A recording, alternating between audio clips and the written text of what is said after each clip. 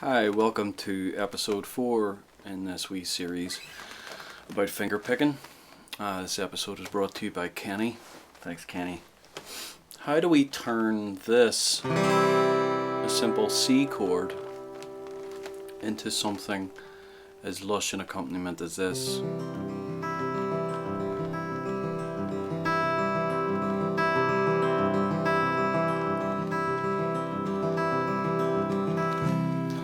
Okay, so the subject of today's lesson is what I just did.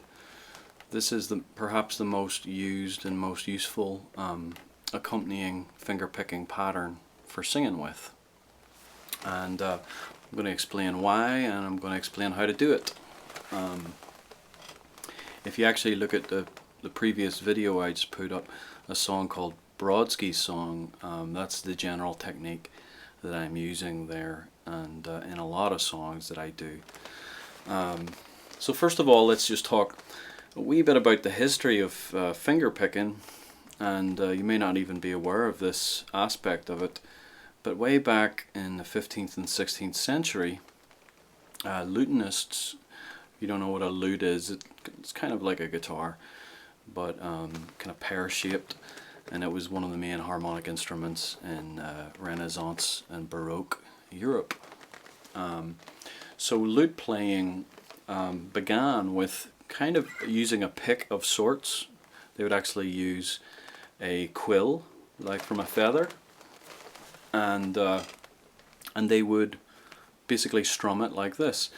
And then as the fingers got involved with lute playing, lute players still kind of pick scales funny. They kind of pick them like this with the thumb a wee bit inside, and that's actually from them holding the quill, right? So if you're used to holding a quill and going up and down like this, you know, and then you go back to something like this, as if the quill's still there.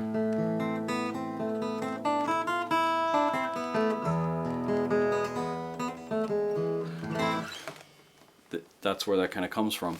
So there's something, the point is that there's this very natural ergonomic motion from strumming or from picking something back and forth with an implement like a pick or a feather, or in Brian May's case, some kind of coin.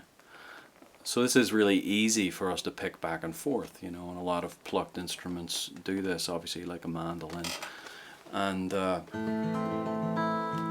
so the reason why this is easy to do is that this back and forth motion is very ergonomic and easy for our brain to handle. Okay, a lot of things we do in life are very symmetrical. You know, we walk back and forth, left foot, right foot, left foot, right foot, which once you get used to it, you know, you get pretty good at it. You can talk with your friend, you can even chew gum. Some people can anyway. And because of this nature of the back and forth, it becomes very easy. There's something about going back and forth. A lot of stuff in your life is very just naturally rhythmical. You know, brushing your teeth, your heartbeat, boom, boom, boom, boom, boom, boom. You know, it has that nature to it. So whenever we have things that go back and forth, it allows our brain to kind of do it almost on autopilot. Okay. Whereas if it's not symmetrical like that, it takes up a lot more of your brain's kind of RAM, or whatever, computing power. So the more things are just back and forth and like good strumming, it's just kind of easy, and you can remember the words. You know, you can do other things. You can think about the melody. You know what I mean? So symmetrical things are much easier to handle for a brain. That's the point. Okay, so now we get to this particular finger picking pattern, and the reason why this one is so useful and so good, I believe, is because it has that symmetrical quality, right? And we're kind of building up to this from previous videos, so please check out the first 3, and where you get the idea of what I mean by core position, orange position, and getting your thumb moving, all that jazz. So what is this pattern here? Well, if I started out a wee bit simpler, what I'm going to do at first, we're going to get in chord position, and what's going to happen is I'm going to pluck one of the notes with my thumb, and then we're going to have a finger note, okay, and then another thumb note, and then a different finger note. Okay, so every time we do it, it's going to be this kind of thumb finger, thumb finger, thumb finger. And so it starts to feel like almost like a wee bit of a miniature strum, like a strum that isn't really moving from the elbow, but just, you know, this kind of thing, right? There's a wee bit of a tiny memory of a strum in there. You know, there's a memory of the feather and the quill still in our fingers, and so this wee back and forth thing gives it that nice symmetrical feel. So a lot of folk singers will do this just because it's easy, you know, and it sounds good. So it's almost like this sparkly strum, you know. So instead of this, we can have, and you can see the fingers are moving back and forth, and it's a nice, it's almost like there's a wee miniature shaker in your hand, just and it doesn't stop, so there's not like a brain overload. Okay, so we do a thumb note, a finger note, a thumb note, and then another finger note like this, and we'll start off with just using the inside 4 strings. We'll start here on the 5th string with the thumb, and then I'm in chord position, so my I finger is on the 3rd string and my M finger is on the 2nd string. Okay, so I'm going to get my C chord here, so I'm going to basically avoid these outer E strings. You know, I'm just going to start on the tonic note of the C chord, and I'll do it really slow. So thumb, index, thumb, middle, P, I, P, M.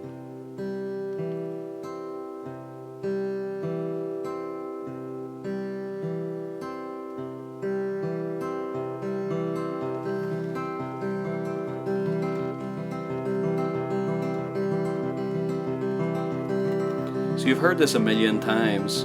You've heard it probably in like the Dust in the Wind song. You've heard it in Landslide, I'm pretty sure. So it's like this is the folk pattern that you want. If you were going to learn one pattern in your whole life, you'd be laughing all the way to the bank with this one. Okay. Slow down again here.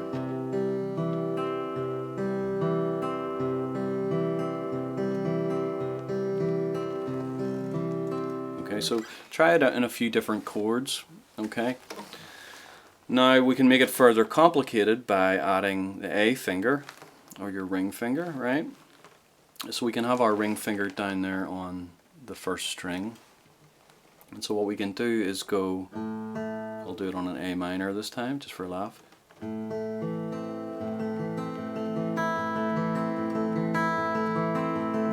So this time, instead of going to M every time, I'm alternating between M and A. So where I would have used M on the 2nd string, the next time I use A on the 1st string. And it just further spreads this wee sparkly chord thing. M, A, M, A. And I'm going back and forth obviously with my thumb here to give that the thing we talked about in I think it was the 2nd lesson. No, it was the 3rd lesson actually, getting the thumb moving to kind of replicate a bass, you know, upright bass kind of sound. So I use this all the time. It's almost kind of like a default folk pattern that I can use when I'm writing a song or starting a song. And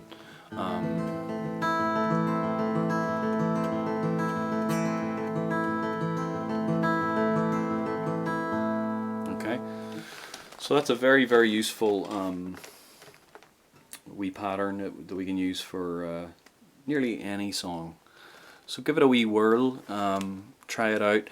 Check out my the previous video I put up. It's called Brodsky's Song. Just a wee word about that. You know, in the future I'll be talking a wee bit about lyrics and poetry and how they kind of coincide and sometimes don't coincide, but Joseph Brodsky was a like an exiled Russian Jew who was kind of essentially kicked out of Russia for being a poet and being Jewish, and he was kind of given a haven in America.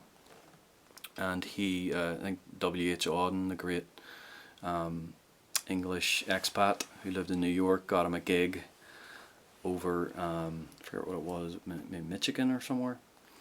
And anyway, Joseph Brodsky was this great poet and essayist. He was actually a Nobel Prize winner, and he became the first US poet laureate. He was great friends with Seamus Heaney and Derek Walcott. And so he wrote this beautiful poem called Song, where he's essentially pining for someone on the other side of the hemisphere that he can't be with. And we've obviously all gone through a bit of a trial of separation in these times. So have a wee listen to that song and do us a favour and like it and send it to someone maybe that you miss, or think about someone that you just can't be with at all. Because he's thinking about someone out there in Russia, obviously, that he would never see again. So he wrote this poem called Song, and I just basically was like, well, let me try and make it a song. There's a little bit of deliberate styling of John Lennon in it too. Joseph Brodsky was a big Beatles fan, so it's just a wee tribute to people that we can't be with.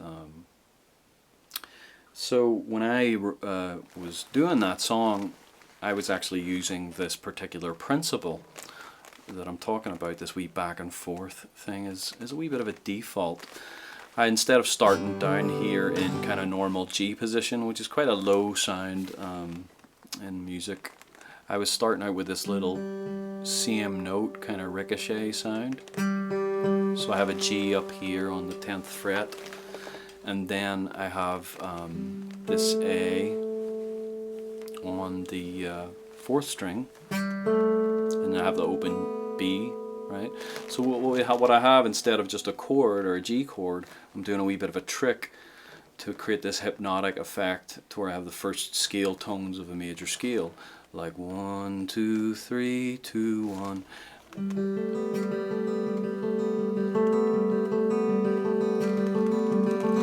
And then I just kind of descend and start kind of climbing into what would then be an inversion of a D chord, but instead of just playing a G chord, I go like this. I wish you were here, dear.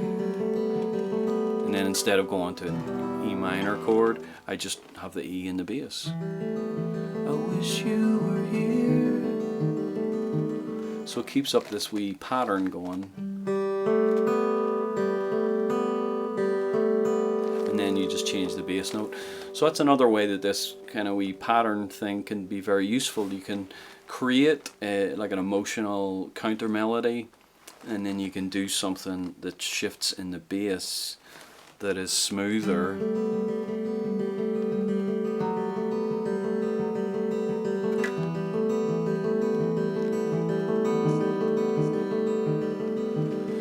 And then later on I do something a wee bit crazy, but because this is so easy and I can keep the pattern going, I do this wee kind of slur trill thing on the B string, because the B is common to all of the notes surrounding the chords. So I do this wee thing, kind of like as a guitar solo, maybe reminiscent of like a balalaika, kind of a Russian type thing. That's what I was thinking of. But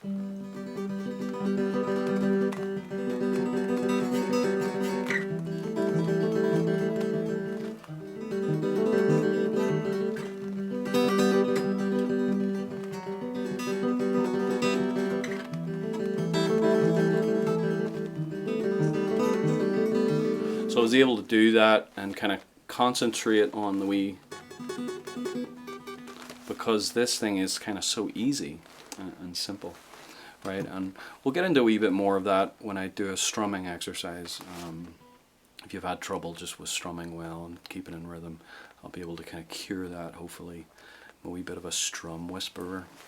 People come in and take lessons and they're like, I can't strum worth of whatever. So and I just know exactly what they're going to do. So in the future we'll do a wee strumming lesson too, because it's sometimes just good to strum. And anyway, in any event, please like and subscribe, blah de blah. Ring the wee bell thing down there if you can. And I will see you in the next lesson and with some more exciting music stuff. Cheers.